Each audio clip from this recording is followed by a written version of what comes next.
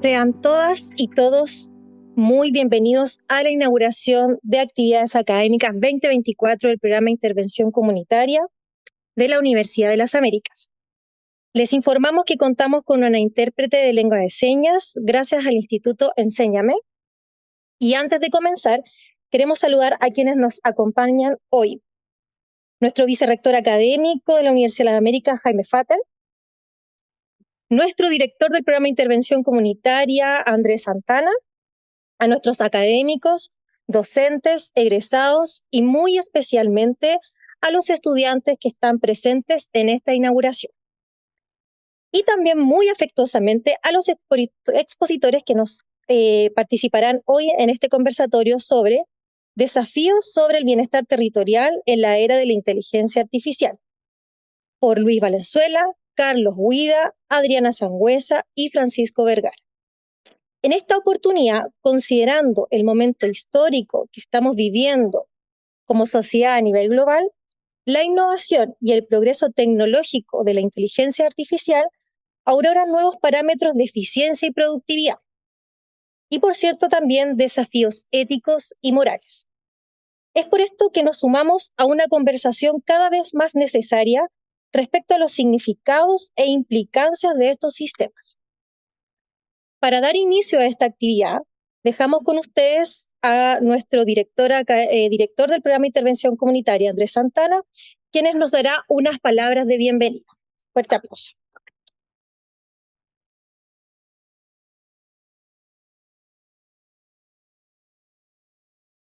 Muy buenos días. Mi sonrisa no se disimula porque estoy muy contento.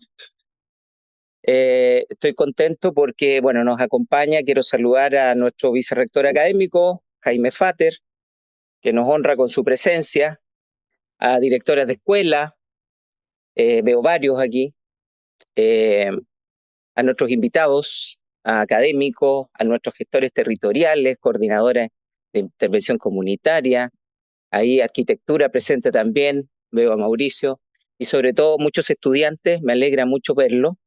Yo sé que la mayoría son de primer año y también hay de segundo año. ¿Por qué estoy tan contento? Porque me ha correspondido en esta etapa inaugurar el año académico del programa de intervención comunitaria. Para aquellos que no saben, el programa de intervención comunitaria es un modelo de formación, es un modelo formativo que ya lleva 11 años y que en su momento se dijo, ¿qué hacemos para que los estudiantes de salud y ciencias sociales y arquitectura logren conectarse realmente con la gente? Y entonces nace la idea de instalar en el currículum, en estas carreras, de una experiencia de aprendizaje situada en la realidad. Y nosotros le llamamos a eso encuentro de saberes. No es que nosotros vayamos a necesariamente decir lo que tiene que hacer la gente, sino al contrario, aprender de ellos, aprender de la realidad. Y nosotros nos instalamos en esta conversación, y esa es la invitación que hacemos ahora, a decir, ¿cómo nos preparamos a esta ola que se viene, como dice Mustafa Suleimán en su libro? Esta ola digital que se nos viene, ¿cómo la capeamos? ¿Cómo la surfeamos? Harari es un poquito pesimista a veces. Harari, este israelita, cierto filósofo, mira con pesimismo lo que va a pasar con la humanidad. Entonces, nosotros nos preguntamos desde el programa, ¿cómo esta inteligencia artificial puede generar bien común en las personas, en el territorio? Y por eso quisimos invitar a Luis Valenzuela. El profesor Luis Valenzuela tiene harta experiencia. Estoy muy contento de que esté acá con nosotros, porque Luis es director de un centro de inteligencia territorial del Adolfo Ibáñez. Entonces vamos a escuchar qué experiencia ha tenido. Y con él esperamos abrir una conversación que ojalá sea interesante, ojalá tengamos hartas preguntas de parte de ustedes. Y tenemos un panel que a nosotros nos llena de satisfacción. Tenemos a Adriana Sangüesa, nuestra secretaria académica del Trabajo Social. Adriana, la profesora Adriana, tiene vasta experiencia en gestión territorial, fue de IDECO, entre otras cosas. Tiene mucha experiencia también a nivel sudamericano. También hemos invitado y aceptó también nuestro investigador Francisco Vergara, de la Facultad de Arquitectura. Él también es director de un centro que tiene que ver con espacialidad. Y por supuesto a nuestro querido doctor Carlos Guida, profesor Carlos Guida, médico de profesión, con también mucha experiencia, no solamente en la OPS, sino que tiene harta experiencia en salud comunitaria. Entonces yo creo que hay un panel interesante, la mesa está servida, así que ahora vamos a invitar a nuestros comensales. Muchas gracias.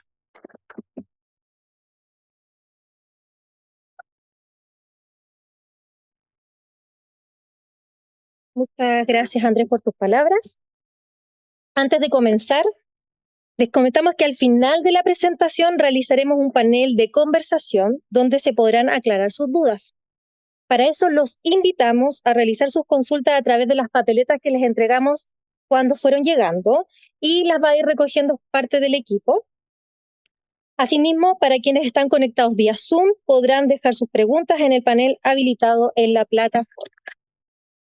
Ahora invitamos a subir a nuestro expositor Luis Valenzuela, fundador y director del Centro de Inteligencia Territorial de la Universidad Adolfo Ibáñez, miembro del directorio del Centro de Estudios y Conflicto y Cohesión Social, doctor en diseño de la Universidad de Harvard, magíster en arquitectura y arquitecto de la Universidad Católica de Chile. Fuerte aplauso.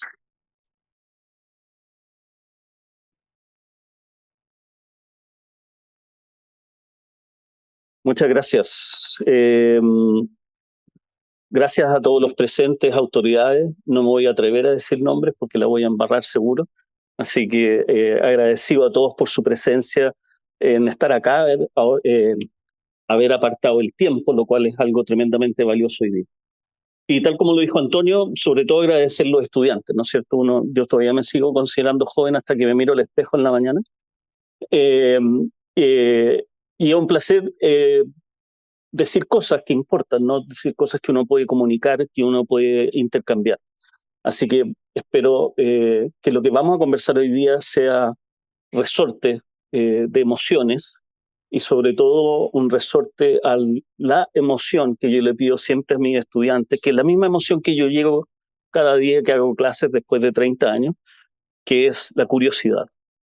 La curiosidad es esa emoción que nos permite reflexionar, esa emoción que nos permite comprender, que nos permite conversar, interactuar y generar comunidad. Y vamos a hablar de eso, de comunidad, vamos a hablar de las conversaciones, las interacciones, y qué significa eso en el futuro.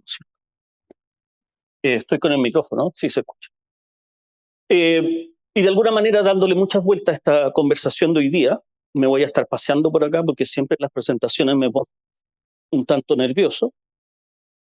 Llegué a este nombre, ¿no es cierto?, Desafíos de la Convivencia, como una de las grandes preguntas que tenemos por delante, y yo creo que es una pregunta tremendamente central al programa, a la facultad que tienen, a la aproximación, ¿no es cierto?, más allá de cómo se constituye dentro de la universidad, pero esa apuesta que tienen de intervención comunitaria o interrelación con la comunidad.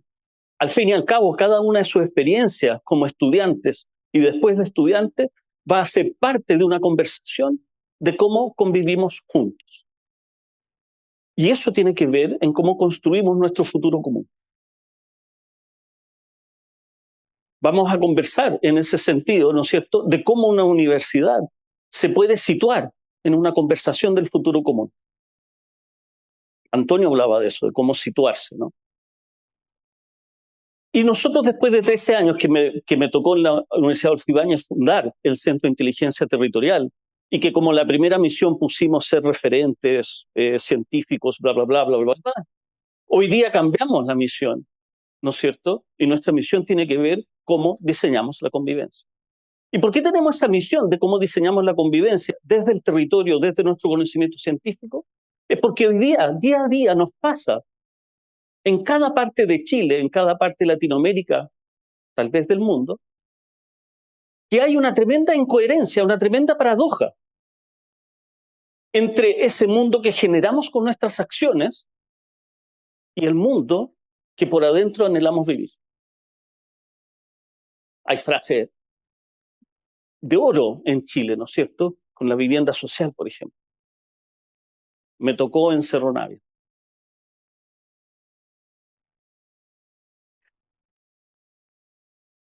Me gustaría vivir de tal manera,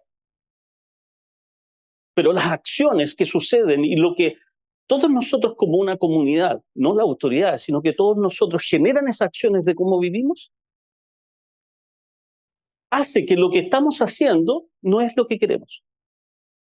Y nuestra mirada, entonces, en la relación con la comunidad, en el cual entendemos que una parte de la universidad tiene que estar inserta en las problemáticas de la sociedad, es como desde lo territorial y usando las tecnologías de hoy en día, nos acercamos un poco en una conversación de convivencia a hacer lo que queremos.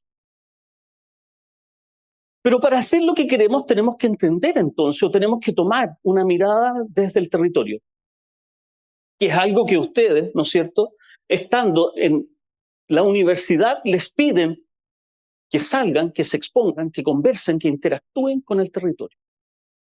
¿Significa eso salir a la vereda, salir a la calle, tomar una micro, viajar, instalarse, entrevistar, conversar, conocer a alguien de un lugar? Sí, pero hablemos no del territorio, sino de lo territorial. Lo territorial, como lo definimos nosotros, no nosotros en realidad, como nos aproximamos nosotros, es que cualquier persona A o B, dentro de esta sala, fuera de esta sala, en distintos ámbitos, nos relacionamos unos con otros y nos adaptamos en una cultura de cómo vivir, en un modo de vivir, un modo que acordamos que va a ser así. Ustedes tienen una cultura dentro de la Universidad de las Américas, de cómo conviven como comunidad. Pero a su vez, cada uno de nosotros que nos adaptamos en ese modo de cómo vivir, también adaptamos un territorio y el territorio nos adapta a nosotros. Este es un ciclo, ¿no es cierto?, que lo podríamos entender como la continua transformación que vamos teniendo de adaptación de un ámbito relacional. Nuestra cultura y nuestro modo de vivir o lo que hacemos se va constituyendo mientras nos relacionamos y nos relacionamos donde vivimos. Nos interesa lo territorial porque ese es el medio que nos contiene. No hay nada acá en esta sala que no realice su vida en distintos ámbitos de territorio. Y ahí, en esos ámbitos de territorio, entre ser humano y ser humano, A y B se van a relacionar y se van a adaptar. Por familia, por amistades, por vecinos, por el colegio, por la universidad, por el trabajo, por a dónde van a comprar sus cosas, etc. Y así como ser humano adaptamos el territorio también, ¿no es cierto? Y así el territorio también nos adapta como ser humano. Entonces, cuando hablamos de lo territorial, no estamos hablando de la infraestructura, del sistema de transporte, de las calles, de los edificios. Por supuesto que son importantes, pero lo que hablamos son todas las relaciones espaciales, relacionales que eso permite. Entonces, cuando hablamos de lo territorial, sea un valle, sea el campo, sea la ciudad, sea un barrio, sea lo que sea, una región, una comuna, todo lugar habitable es finalmente lo territorial, una convivencia humana. Cuando ustedes los llaman a pensar en la intervención comunitaria, están llamados a pensar un espacio de convivencia humana. Los arquitectos entenderán ese espacio de una manera, los médicos de otra, los ingenieros de esta, los psicólogos así, y así, desde focos de especialidad, puede ser. Pero al final, lo territorial es esta convivencia. La convivencia en el territorio, entonces, es una condición cultural de cómo convivimos, cómo se relaciona A con B, generando estos acuerdos de cómo vivir. Lo que hace un territorio es la convivencia de los habitantes. Si ustedes desde la academia universitaria van a participar de esa convivencia con esos habitantes. Y eso es lo tremendamente maravilloso, porque tienen que salir y tienen que ir a compartir cada día que lo hagan con la principal emoción, la cual es, están dormidos todavía, la cual es curiosidad. La primera fila acá no puede responder. ¿Por qué el territorio se transforma en la convivencia? Ustedes, para ser actores de esa transformación, la curiosidad es la llave maestra y clave. Y acá voy a decir algo que, de nuevo, la primera fila me va a tener que perdonar. Esa curiosidad no depende del cartón universitario que le van a entregar. El vicerrector académico me dice acá que estoy bien. ¿Puedo seguir, no? Va a depender de esa curiosidad, de lo que entiendan qué es lo que es esa convivencia. ¿Y por qué es tan importante? Porque finalmente somos conservadores de nuestro modo de vivir. Francisco me contaba, yo le preguntaba qué tipo de proyecto hace arquitectura con el proyecto de título final, era Francisco, ¿no? Y claro, me habló de algunos proyectos de espacio público que son convencionales, pueden tener distintos, y de repente me dice, oye, estuvimos trabajando con gente, adultos mayores. Y el proyecto fue un carnaval. Si hacemos un proyecto, un carnaval de adultos mayores, la pregunta es, ¿qué es lo que esa comunidad en su convivencia quiere conservar como modo de vida? ¿Cómo respondemos a esa pregunta? Curiosidad. ¿Qué es lo que quieren conservar porque quieren un carnaval? Seguir moviéndome, ¿no es cierto? Porque ya la movilidad no es tan buena. Disfrutar la vida, los años que quedan. Entonces, lo que hacemos como espacio público, edificio, programas, actividades como un carnaval, es un medio para aquello que queremos conservar.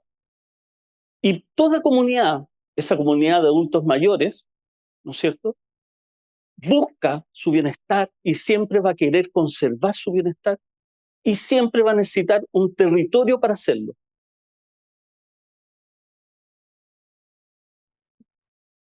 ¿Cuál era lo territorial de ese grupo de adultos jóvenes? Ese evento de carnaval. La coordinación de esas coordinaciones.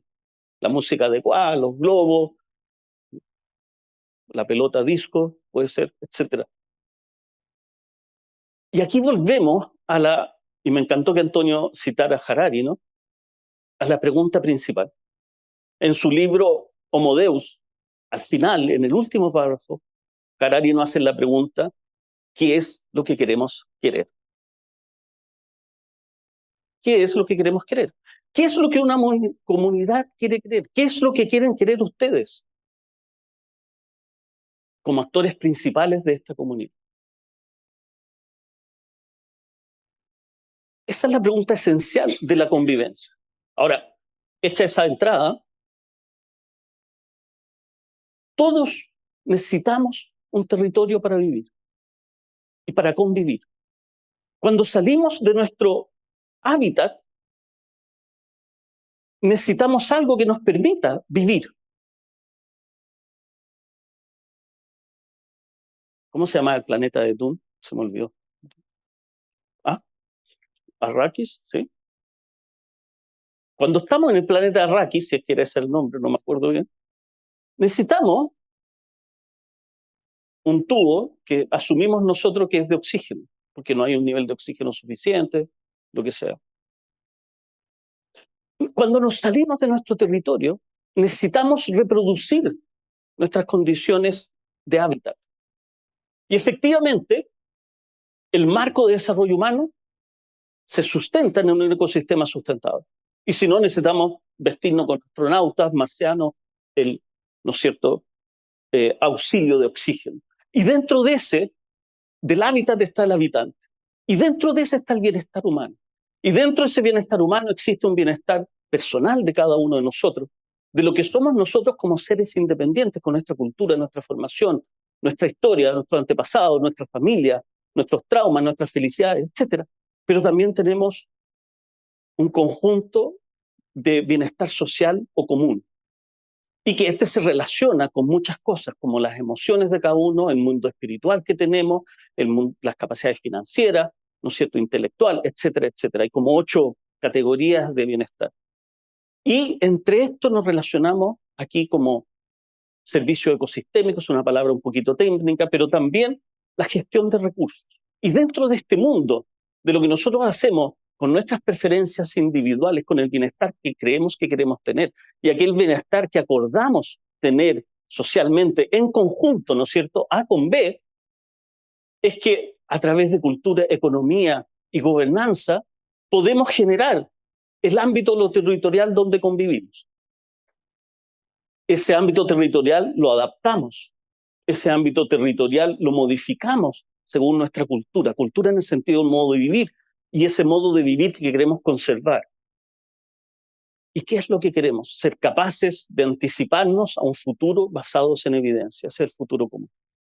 Ahí tenemos que usar todas las tecnologías posibles.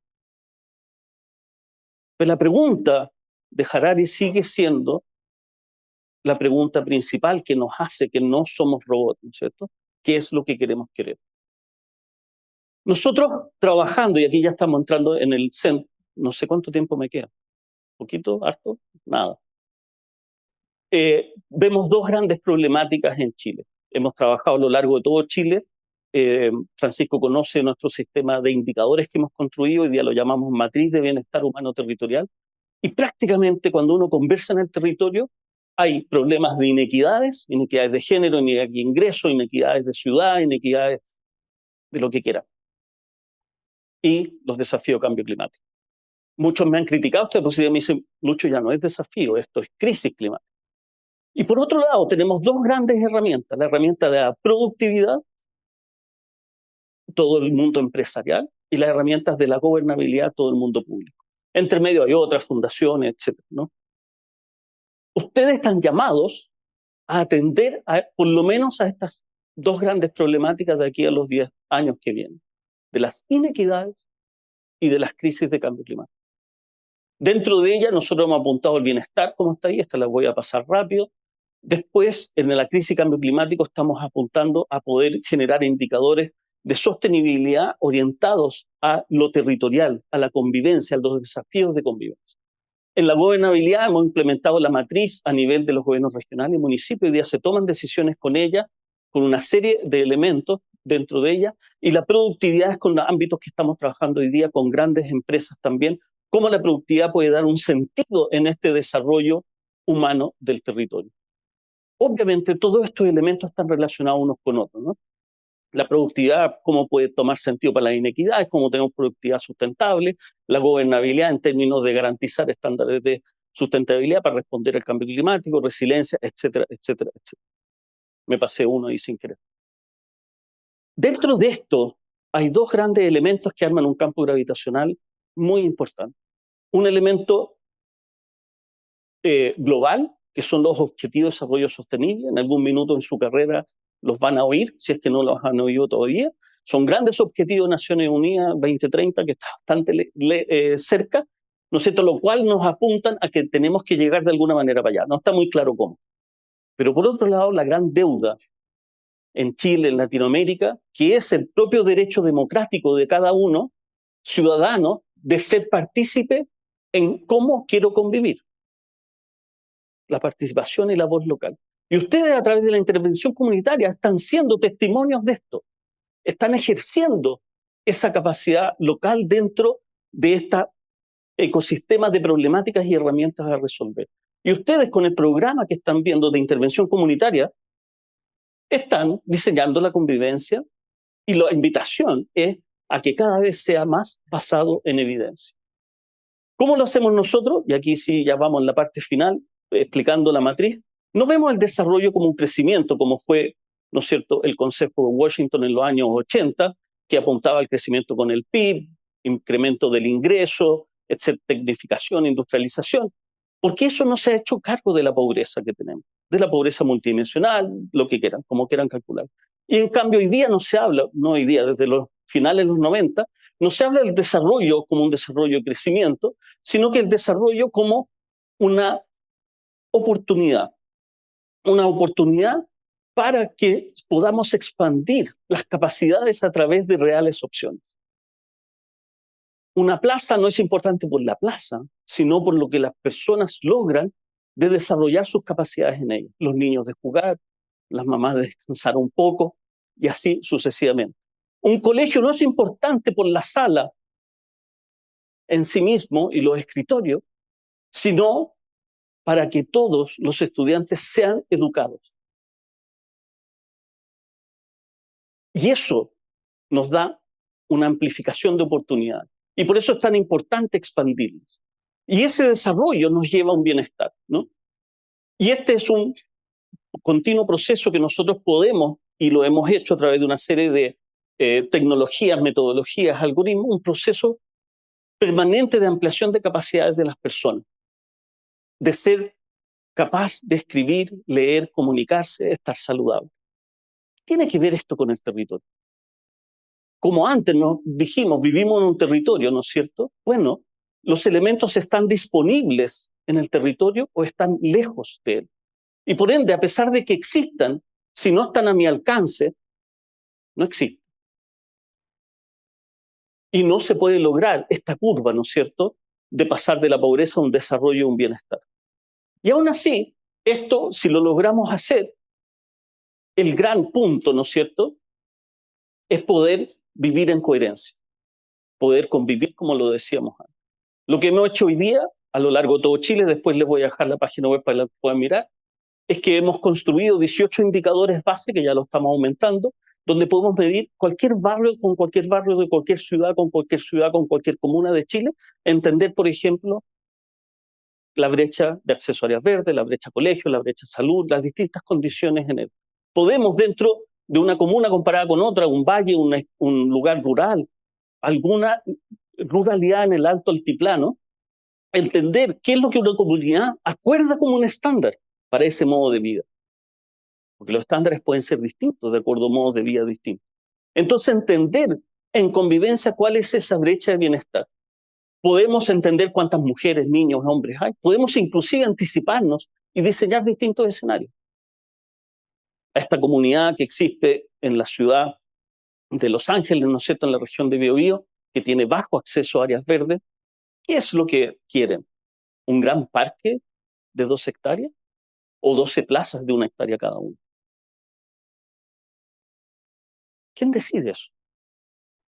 Una señora, me acuerdo en una charla que di en Olmué hace muchos años, cuando yo hablaba de los indicadores y decía, no, el indicador dice tal cosa, de atrás se levanta y me dice, usted es un tecnócrata. Tenía razón, tenía razón. Aquí es donde entra la curiosidad y la convivencia, ¿no es cierto?, para entender qué es lo que decide las personas y la comunidad. Pueden haber distintas formas de cómo intervenimos en ella.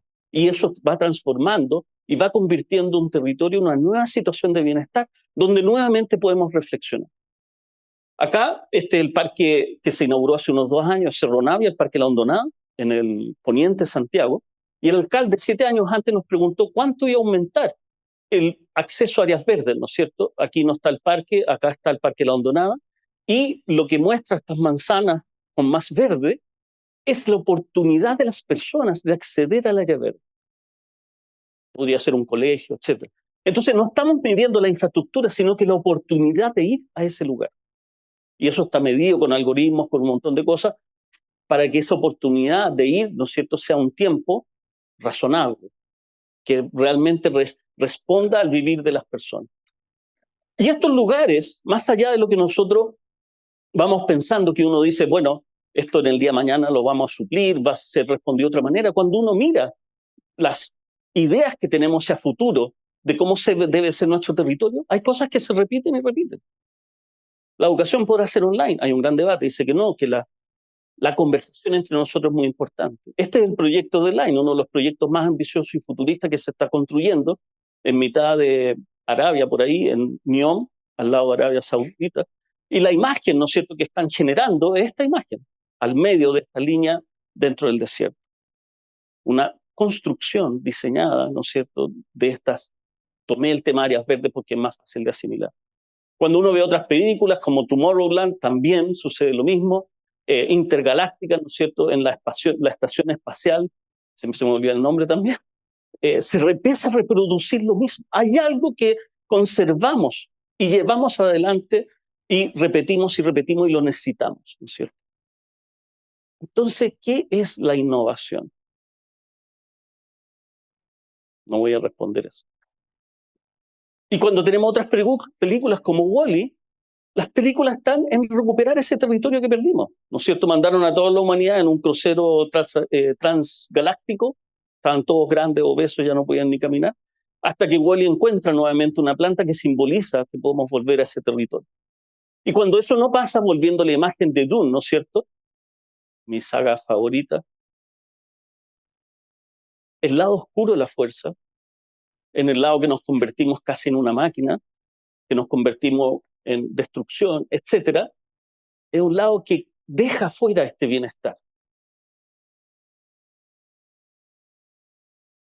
La matriz de bienestar humano territorial en ese sentido está constituida por 4 dimensiones. Vamos a agregar una ahora, que es la infraestructura. Lo que está en celeste todavía no está agregado, pero tiene a lo largo de todo Chile, a nivel de manzana, de entidades rurales, accesibilidad a espacio público, áreas verdes, cultura, colegios, salud, deporte, caracterización socioeconómica, seguridad frente a distintos delitos graves o leves contra la persona y una mirada ambiental también. Esto hoy día se usa para tomar decisiones, pero no es que la academia, nosotros decimos cuál es el estándar, sino que es una herramienta para que se utilice en la conversación. Dentro de ella también se pueden hacer procesos de análisis estadístico espacial, a dónde se encuentran concentrados los lugares con mejor bienestar en comparación con los medios y los más bajos. Y a su vez, lo que estamos empezando a hacer ahora en BioBio son laboratorios de bienestar donde llevamos los indicadores a las personas en conversaciones y les preguntamos qué es lo que quieren querer. No qué es lo que quieres, si quieres un columpio, una alarma, un farol, un edificio. No, qué es lo que quieres querer, qué es lo que te preocupa, qué quieres conservar. La salud de los niños. Bueno, eso puede significar distintas cosas acá, distintos proyectos por los cuales lo hacemos. Y efectivamente, cuando vamos a un territorio culturalmente que vive de una cierta manera, hay otros indicadores que pueden aparecer. Hay otras posibilidades de desarrollo territorial. El acceso a farmacia es súper importante, a cajeros es súper importante, no, a carabineros, a esto, a lo otro. Y hoy día, y aquí ya terminando, lo que estamos viendo no es solamente la medición, como nuestro relacionamiento de la universidad a la comunidad y al territorio, no solamente los indicadores, sino que también tienen que ser disponibles en una plataforma para que sean alcanzables y leíbles por todos. No solamente eso, sino que la formación académica que hacemos a través de cursos diplomados tiene que garantizar una transferencia total de conocimiento. Eso no quiere decir que a una municipalidad les vamos a enseñar a diseñar los algoritmos, pero tienen que ser capaces de usar todo el instrumental como quieran. Si ustedes compran un auto, no es que le hacemos un curso para resolver cualquier cosa mecánica a ese auto, pero tienen que poder usar ese auto en todas sus capacidades. Esa es la transferencia completa.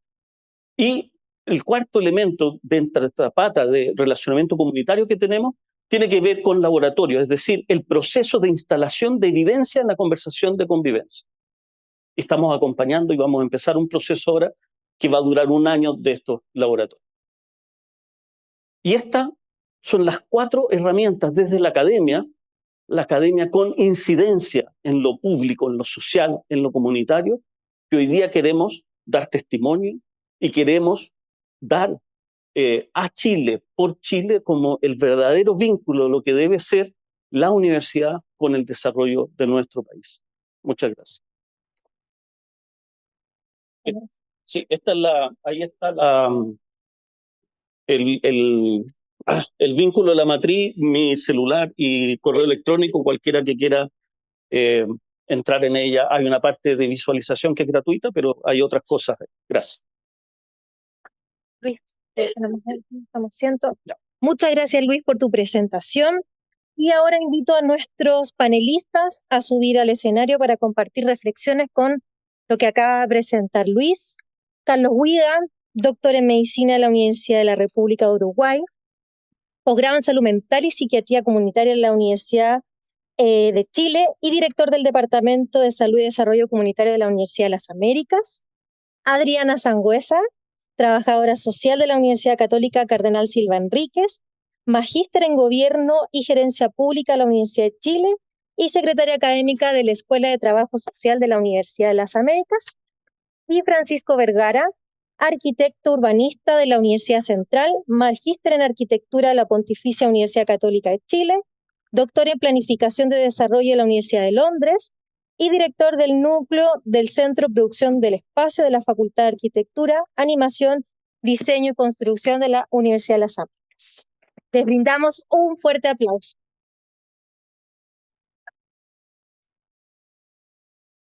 Ahí vamos a ir pidiéndole a Úrsula entonces que reciba entregando sus preguntas para poder mostrárselas y presentárselas a los expositores. Bueno, y tenemos una primera pregunta como para iniciar esta conversación y reflexión. Respecto a los desafíos tan estructurales como la desigualdad, problemas de transporte en la misma ciudad, ¿cómo trabajar eso en el bienestar? ¿Quién inicia la conversación? ¿Cierto? De todas maneras.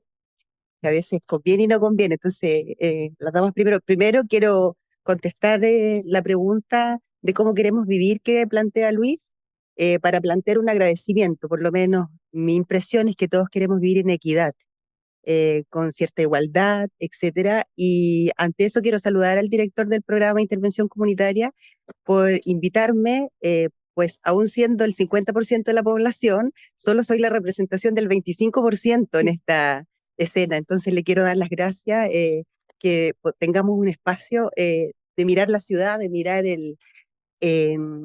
la calidad de vida, de mirar el bienestar desde la mirada del 50%, la mirada de género y femenina. Respecto a la pregunta difícil, creo que hubo un silencio notable porque una pregunta estructural que creo que de alguna manera lo que muestra Luis es que hay un avance respecto a lo que ellos están haciendo y lo que el programa además, y me parece que ahí hay una bisagra que el programa está adelantado sobre los tiempos de pasar del laboratorio, más bien del observatorio, de seguir mirando, mirando, mirando al hacer. Así como el despreciado taller hoy día está tomando fuerza respecto de que se debe hacer más que el diagnosticar y sobrediagnosticar, y en eso me parece que el programa lleva una vanguardia en el que hacer. Y me parece que una pregunta interesante respecto a cada una de las disciplinas que representamos, desde la medicina, la arquitectura, las ciencias sociales, la psicología, etcétera, de por dónde partir en una crisis civilizatoria del tamaño que tenemos hoy día.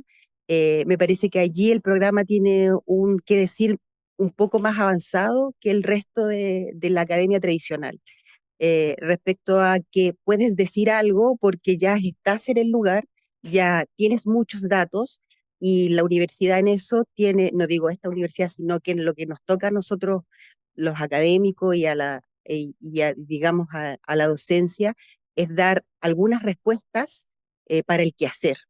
Y eso me parece que el programa va más allá de solo un laboratorio, sino que ya estar haciendo algunas cosas. Y me parece que por dónde partir, es tan implacable esta crisis civilizatoria que me parece que hay que partir por todas partes a la vez. O sea, porque el desafío estructural de la pobreza, que se aflora de una manera mucho más dura, por ejemplo, con la pandemia, es tan complejo como el desafío de las condicionantes de género que están discretamente vistas y discretamente enfrentadas. Asimismo, como a propósito de la salud, o sea, escuchaba Luis lo que hablaba respecto a las condiciones estructurales, y estando en una facultad de salud, imposible no pensar en las condiciones de los salutógenos respecto a cómo ayudar en esa tremenda crisis. Leía, y con esto termino en esta respuesta, leí hace poco un artículo en Lancet donde se mide la esperanza de vida sobre la línea de los metros. Sobre nuestra línea 1, en comparación con la línea 2, que probablemente muchos ocupamos acá para llegar acá, hoy día hay 11 años de diferencia de esperanza de vida. Por lo tanto, en la última estación de la línea del metro 1, digamos Manquehue, Los Dominicos, la gente vive 11 años más que lo que vive en la estación El Pino. Entonces eso no es algo que esté por allá, está acá todos los días. y por dónde partimos. Y yo creo que ahí hay mucho que decir desde salud, que me toca, y desde esta mirada respecto a condicionantes estructurales, más allá de elevar el dato, sino que ponerle al algoritmo la velocidad continua de lo que está pasando en lo común, en lo comunitario. Eso por mi parte. Bueno, muchas gracias por la invitación, Andrés, y por supuesto que la ponencia es brillante y nos deja para pensar meses. Creo que vamos a estar meses procesando todas estas posibilidades que se abren y esa necesidad del diálogo con las comunidades, como lo planteas tú, utilizando lo mejor de la tecnología no para acrecentar el abismo, sino para superar muchas de muchas veces de las barreras que tenemos en la comunicación y en el querer. Pero el querer no es uniforme. Hay quereres, diría Caetano Veloso, los quereres. Porque no estamos ante lo homogéneo. Cuando hablamos muchas veces de comunidad, pasamos un manto de uniformidad, de homogeneidad, y hay diferencias en las familias, hay diferencias en las personas en su trayecto de vida, de acuerdo a los momentos sociales, políticos que se van generando. Y ese querer también tiene un grado de inducción por lo que son las tecnologías, ¿sí? El querer también está empapado del mercado de alguna manera, de cuáles son las mejores zapatillas, dónde me gustaría veranear. El tema es que el querer y el querer muchas veces puede conducir a cierto nivel de frustración, porque en la cultura de lo inmediato, en la cultura de la informática, eh, hay un deseo, pero ese deseo no tiene un tiempo de espera, tiene que ser eso satisfecho relativamente pronto. Y en eso creo que todas y todos estamos. Mi experiencia me ha mostrado que la curiosidad es muy importante, la capacidad de escucha activa y la admiración, quedar admirado. Yo lo he vivido en Quenuiralto, en Cibaya, en diferentes lugares de Chile, donde las personas tienen conocimientos que se transmiten de generación en generación y no en libros, en diálogos, en cuentos, en pinturas, en la creación de mitos locales. Y a veces me cuesta pensar de qué manera eso puede ser transformado en un dato, procesado y devuelto, porque tiene la singularidad, la particularidad de ese contexto, como tú señalabas, ¿verdad? Que no es lo mismo el territorio que la territorialidad. A veces uno cree que tiene suficiente información para superar problemas nacionales de larguísima data. Por ejemplo, las listas de espera, ¿verdad? Para la atención con especialistas, cirujanos, dentistas. Eh, y siempre hablamos de la resolutividad en el primer nivel. ¿Y cómo es posible que con tanta información, con tanta formación, con tantas escuelas, con tantas personas pensando de manera multi, inter y a veces transdisciplinar, no podamos solucionar algo que tiene que ver con el querer, con el querer superar situaciones que hacen que las personas, sus familias, sus comunidades sufran? Entonces, el sentido del bienestar y el sentido del buen sentir, ¿verdad?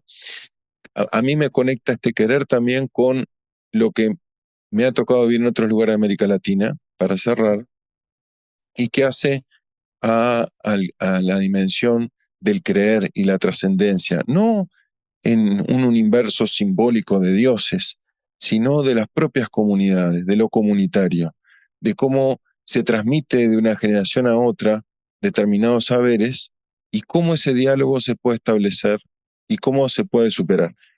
Trabajando en zonas de conflicto armado en Colombia, una vez le pregunté a los jóvenes, ¿por qué? ¿Por qué estaban tan expuestos a situaciones que podían terminar con su vida? Y decía, nosotros pasamos, la comunidad queda, el barrio queda. Y me sorprendió muchísimo porque tenían 20, 25 años, no eran personas adultas mayores. Entonces creo que eso, que parece del terreno de lo inaprensible, lo intangible, puede también formar parte del diálogo con toda esta cuestión espectacular que tú nos muestras.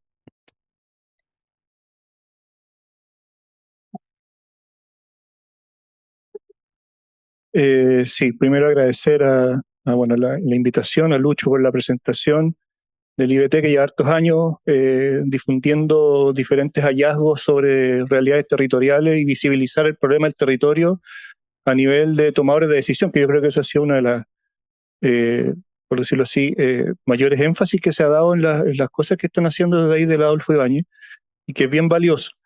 Y quizás también en línea con la pregunta que venía del público, pensando también en de qué forma el bienestar puede estar hoy día siendo resuelto desde los tomadores de decisión por inteligencias artificiales. Un poco también trayendo el contexto de la conversación que nos reunía el día de hoy, ¿cierto? Este día de la inteligencia artificial. No sé, una persona, alcalde que tiene una duda hoy en día y no sabe qué hacer con una resolución que tiene que tomar en 2 horas, va y le pregunta a ChatGPT, elige mi mejor opción. ¿Quién sabe? Quizás eso está pasando en este mismo momento y no lo sabemos. Y el nivel de las decisiones territoriales le están tomando algoritmos no humanos, son informados por humanos, pero no humanos, y no personas. Entonces, claro, un poco eso también en la reflexión sobre el qué queremos, que nos tirabas al final de la presentación. Y quizás no sé si ustedes sabían, pero todas las modelaciones sobre, digamos, el fin del mundo, es decir, superar los 2,5 grados Celsius de temperatura, quedaron cortas. Decían que hasta el 2050 teníamos tiempo, fallaron todas, es 2030. Ya nos cocinamos. Ya somos la rana tomando en la olla, esperando que hierva el agua para que nos coman. Ya no llegamos a las metas que eran justamente las metas del Objetivos de Desarrollo Sostenible. Ya no estamos ahí. Entonces, mi reflexión va al día 2 de la cuarentena en Santiago. No sé si se acuerdan que en las noticias empezaron a aparecer zorros en barrios de Ñuñoa, pumas en Las Condes, delfines en Venecia, ballenas en el río Hudson en Nueva York. Como que fue muy poco lo que no hicimos durante 2 días para que la naturaleza rápidamente diera muestras de que se podía recuperar, se quería recuperar. Entonces quizás para dar vuelta un poco la pregunta o quizás sacudir un poco la respuesta que se espera que se diga en este tipo de eventos, quizás no hay que hacer nada.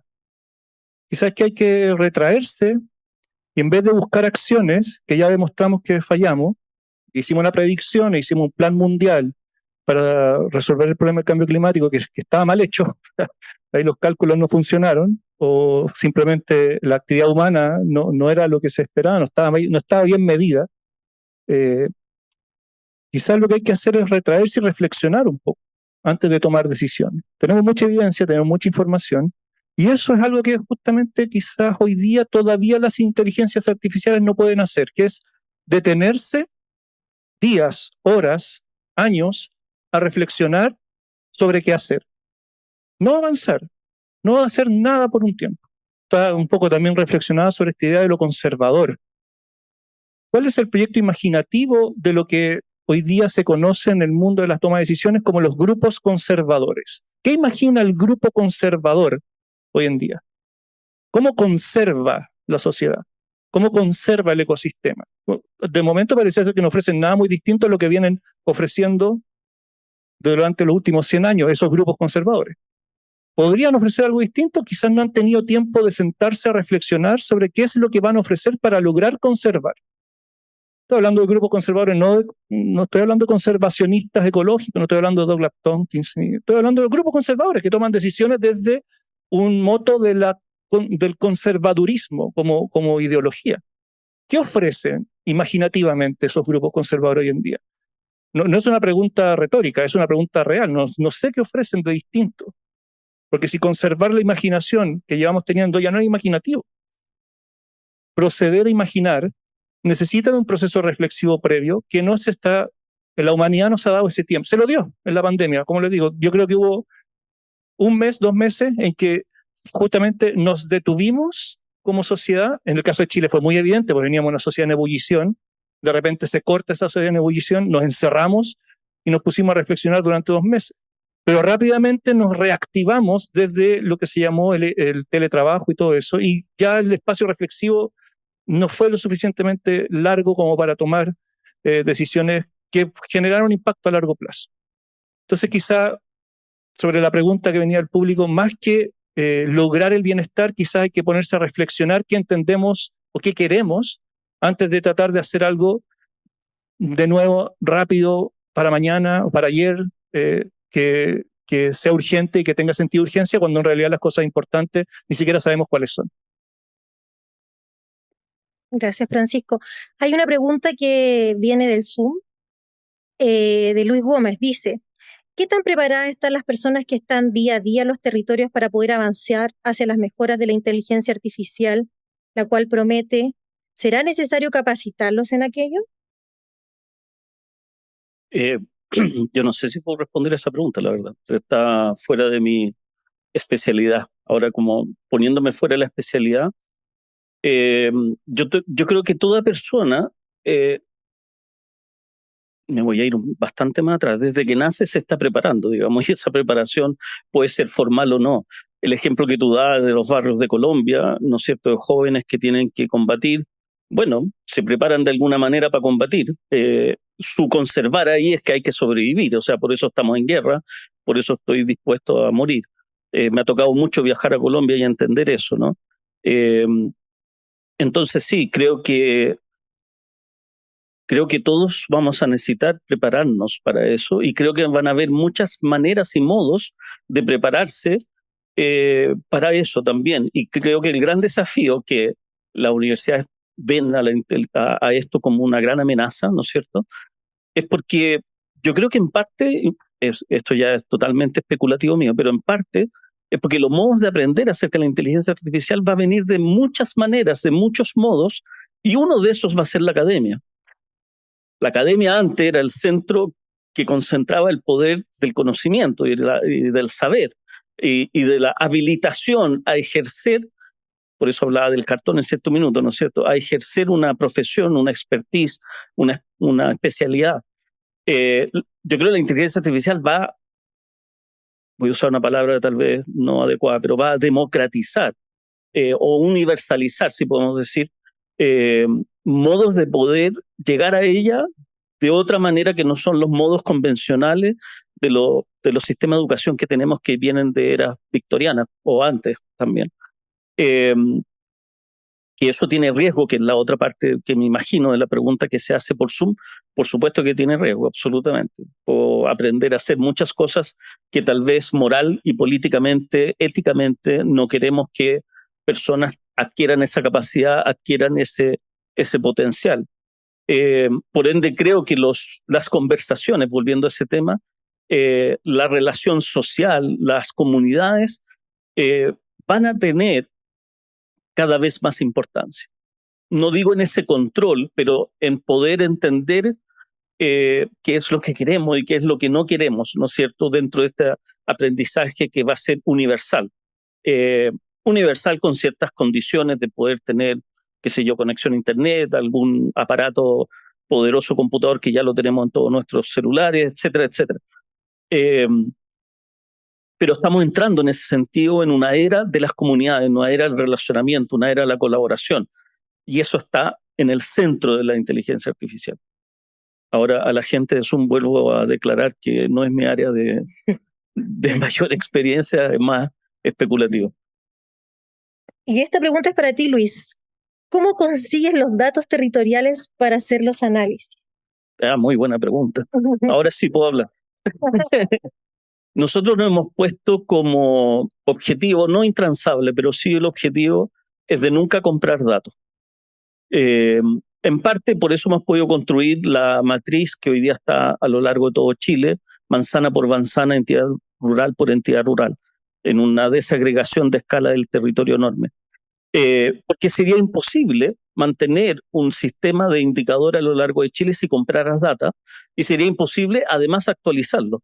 O uno requeriría un fondo, digamos, tremendamente grande. Por ende, siempre buscamos la data oficial, y acá hay un tremendo debate En el mundo académico, porque claro, se dice, oye, sí, está bien, pero en bienestar no estás tomando esta dimensión, por ejemplo, la dimensión de cohesión. No, porque no hay data pública disponible a nivel nacional. Entonces uno tiene que entender que los indicadores también tienen un sentido práctico si queremos que tengan incidencia, ¿no?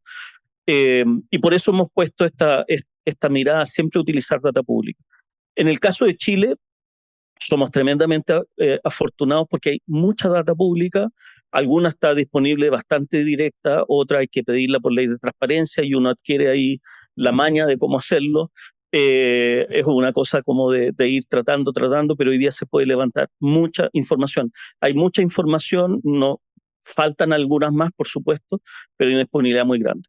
Y esto se repite en Latinoamérica. Hemos trabajado en México, Colombia, en Italia también con la misma matriz y la información está, es posible hacerla. A veces no queda exactamente igual porque hay características distintas.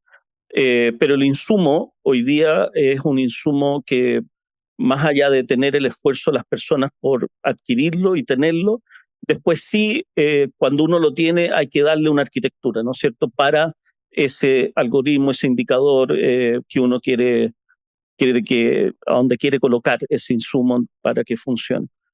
Pero tratamos de no comprar, está disponible. A veces uno tiene que sí comprar algo por alguna investigación específica, sea imagen satelital de alta resolución en términos de pixelaje, o sean encuestas, cosas de ese tipo, pero son bastante más puntuales. Súper. Bueno, han llegado varias preguntas. Bueno, vamos a hacer la última. Dice, en el entendido que las IA se proyectan como un recurso invaluable para la gestión de las comunidades en todos sus servicios, ¿cuál o cuáles son los desafíos principales en los que debemos avanzar como país y de qué manera las instituciones educativas pueden contribuir a ese avance?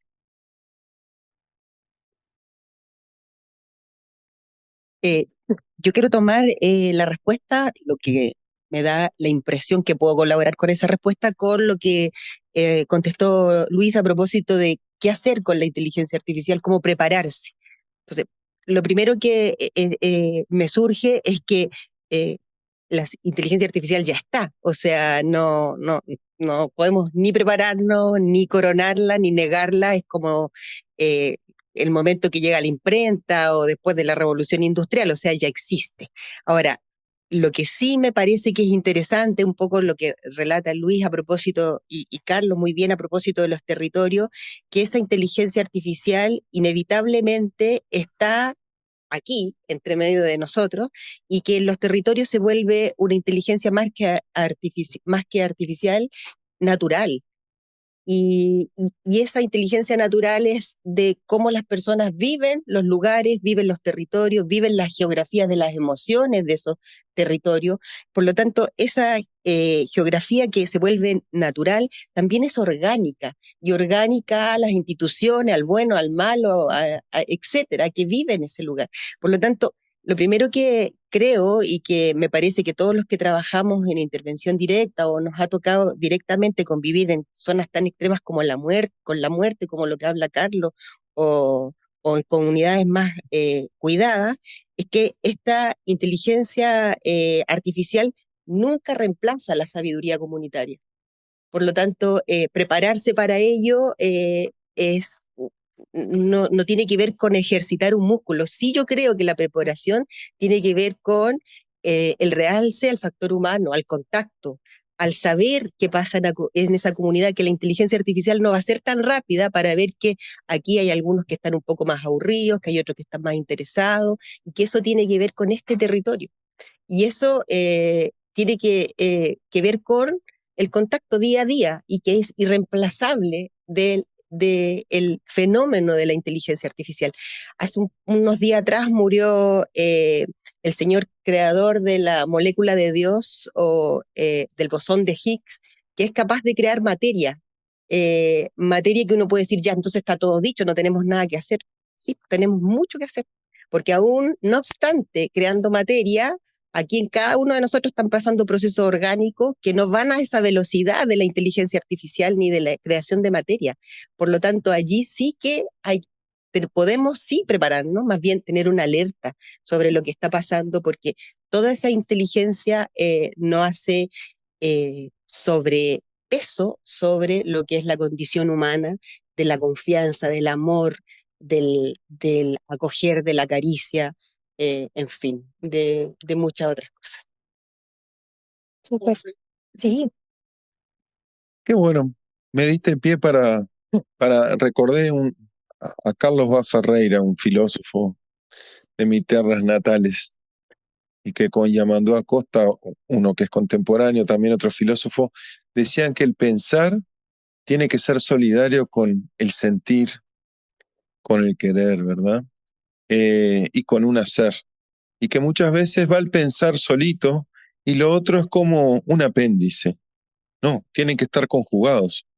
Lo que sienten las personas, lo que viven las personas, cómo están las personas, sus necesidades, todo lo que Luis de alguna manera también fue planteando. En el programa de intervención comunitaria, creo que hay una experiencia enorme que tenemos que ir procesándola, sistematizándola y compartiéndola, que tiene que ver con lo que sucede a partir de la aplicación de las líneas de base, lo que empieza a suceder ahora en el diálogo entre arquitectura y ciencias sociales y salud con respecto a la información territorial. Hay mucho de la inteligencia artificial que nos interpela a la inteligencia humana de alguna manera, a reunirnos, a juntarnos, a desafiarnos.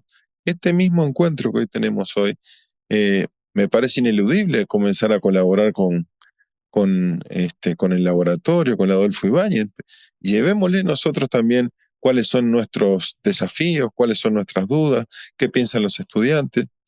Nosotros, hay varios espacios dentro de la universidad que creo que están colaborando, algunos más en lo tecnológico, otros más en lo vincular y con lo territorial, que se tienen que conjugar. El magíster en salud comunitaria es una forma en la cual nosotros participamos, ¿verdad? Con Adriana, con varias colegas y colegas que están aquí, donde se genera conocimiento sobre temáticas que nunca se pensaban así, porque la salud remite tantas veces a pensar en los hospitales o en el acceso a determinadas prestaciones, pero cuando pensamos a la salud como calidad de vida, como bienestar, entonces cambia la perspectiva, cambia el enfoque y creo que podemos alimentar mejor a la inteligencia artificial para que después nos explique. Creo que justamente la capacidad explicativa de la inteligencia artificial es una ventaja que va a hacer que, bueno, quizás tengamos que redefinir nuestras mallas curriculares y todo eso, porque justamente el otro día un colega me envió una inteligencia artificial que armó él con la Ordenanza General de Urbanismo y Construcción, que es el documento de 600 páginas que se actualiza mes a mes con direcciones que salen desde el Ministerio de Vivienda y que explica todo cómo se debe construir en Chile. Entonces me metí, me dijo, pruébalo a ver cómo funciona. Me metí y dije, ya, quiero hacer una rampa que suba 2 metros en un terreno hay unas características del terreno. Y le pregunté, ¿cómo debiera ser según la ordenanza? Y me explicó paso a paso todo cómo se debía hacer. Entonces, claro, lo que no hace la inteligencia artificial es construirlo. Te dice cómo se construye, no lo construye todavía. Igual en Suiza ya están los robots que construyen edificios enteros, en China también, con inteligencia artificial. Entonces, para allá va la cosa, pero quizás una persona que está haciendo su trabajo no tiene todavía ese robot. Quizás hoy día, al momento actual en el que estamos, la capacidad de hacer y de seguir instrucciones, por básico que suene, puede ser una de las principales capacidades que tengamos que reformar, porque durante mucho tiempo, desde la academia, pensamos mucho en la posibilidad de reflexionar críticamente el hacer, y eso efectivamente es súper importante. Lo que la inteligencia artificial viene a agregar acá es que te dice qué hacer, por lo tanto la capacidad de reflexión crítica en una persona que quiera trabajar poco se reduce mucho para exigir mucho más en lo físico, en hacer, en llevar a cabo las tareas que se ordenan desde esos elementos de inteligencia artificial. Ahora, igual yo no perdería la perspectiva que todavía son elementos de inteligencia artificial, son elementos de lenguaje. Se manejan perfectamente muy bien y casi totalmente los lenguajes, lenguaje matemático, lenguaje verbal, etc. Todavía no son fuentes de conocimiento como tal, aunque se avance en eso. y se sabe que se está avanzando muy rápido en eso, pero son principalmente fuentes de lenguaje. Por lo tanto, lo que hacen es articular relaciones complejas de los lenguajes. Lenguaje verbal, traducir rápidamente un documento del español al chino, sí, eso lo hace. Pero generar una revisión de literatura sobre la relación entre China y Chile con documentos en ambos idiomas, eso todavía no resulta tan bien, aunque seguramente está avanzando muy rápido en ese proceso. Y aquí quizás una pregunta que es súper importante de ya hacerse, una pregunta un poco también llamando a los astrónomos, que es interesante que empiecen a aparecer los astrónomos en estas conversaciones cada vez más frecuentemente, y a los físicos. Una pregunta que hizo Stephen Hawking por ahí por el año 81, que le preguntaron por la robótica, y él dijo que no le preocupaba mucho la robótica. Lo que le preocupaba era quién iba a ser los dueños de los robots, si los trabajadores o los dueños de las empresas, porque de eso dependía el futuro de la humanidad. Claro, quizá la pregunta va por ahí hoy en día. Si es que estamos avanzando en los procesos de generación de productividad a base de inteligencia artificial, la duda es si esa productividad va a quedar en manos del que necesita que alguien produzca o si va a quedar en manos del que está produciendo en terreno. Y esa es una discusión súper estructural, súper necesaria de tener, porque si queda en manos de quien produce, evidentemente el trabajador se vuelve totalmente desechable, mientras que la máquina no. Se va a invertir más en máquinas que en personas. Y eso puede ser una de las discusiones que es súper importante enfrentar de cara a lo que viene desde la perspectiva del trabajo y, por supuesto, también de quienes están estudiando para luego salir a trabajar. Va a depender también de eso.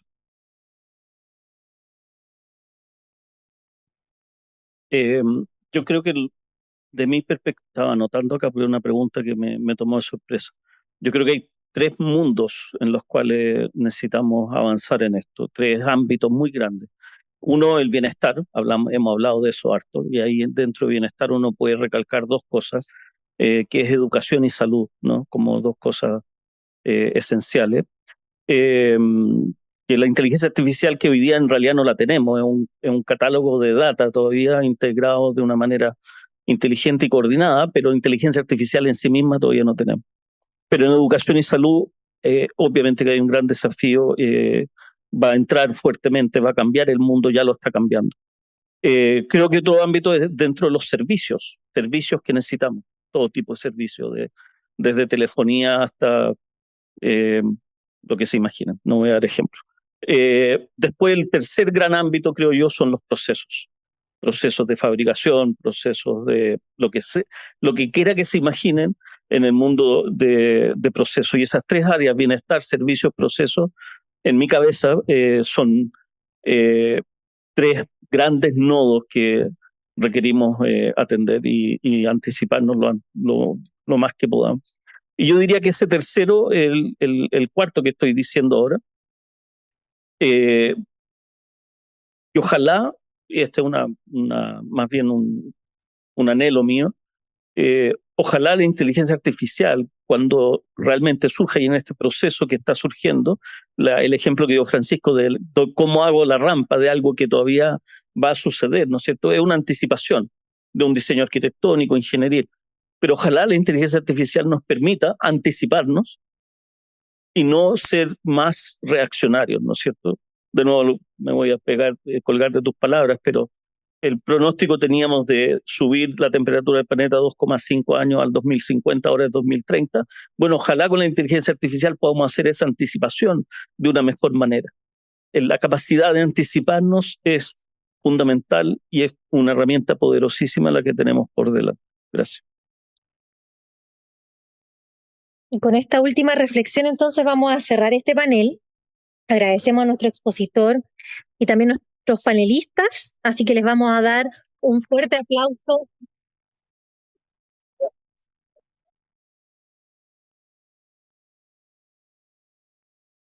Y antes de dar cierre a esta jornada, solicitamos a nuestro director del programa de intervención comunitaria y a nuestro vicerrector académico para que puedan hacer la entrega de un presente institucional a nuestro expositor. Un ejemplar del libro Historia de un oso, basado en el cortometraje animado del ganador del premio Oscar de Chile, que fue creado por los académicos de la Universidad de las Américas, Gabriel Osorio y Patricio Escala.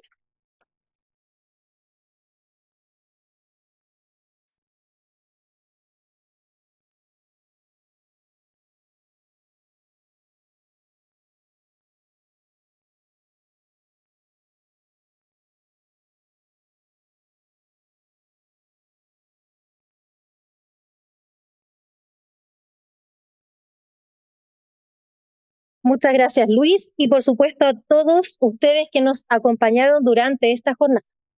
Les recordamos que durante todo el mes de abril se estará realizando ciclos de inauguraciones académicas que pueden revisar por la página de la universidad. Muchas gracias, que tengan buen día.